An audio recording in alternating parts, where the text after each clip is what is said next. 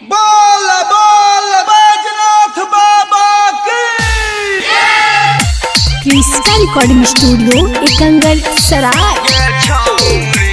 DJ Kundan Raj presented by Kriska films. टरकावा से देव घर ले जाई बउगे छाउड़ी हम ले जाई बउ। टरकावा से देव घर ले जाई बउगे छाउड़ी हम ले जाई बउ। हे आयो के भोले बाबा के दर्शन करमी गे छाउड़ी हम चलाई बउ।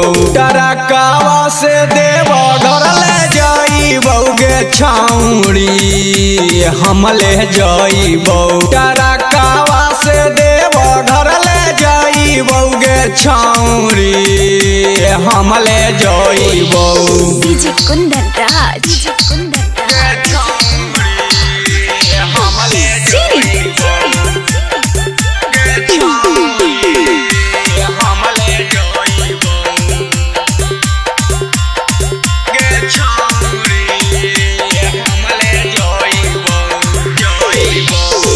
तोरा जे हाथ चढ़तई बेलावा के पातगे भोला जी के कीरा पासे रहबई दोनों साथ गे।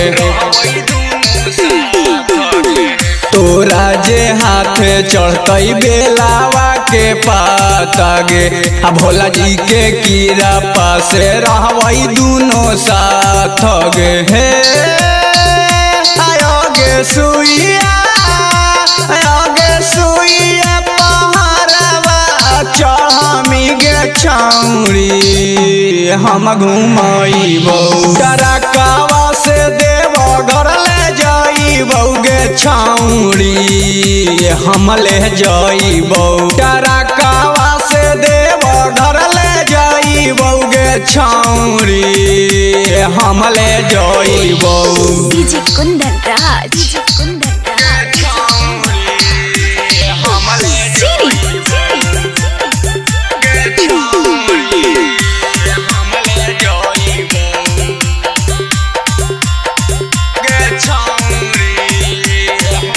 क्रिस्का रिकॉर्डिंग स्टूडियो एकंगल सराय। पीरिन किंग साथे जलावा चढ़ाई मिगे भूखल सोमारी के फल तबे पाई मिगे।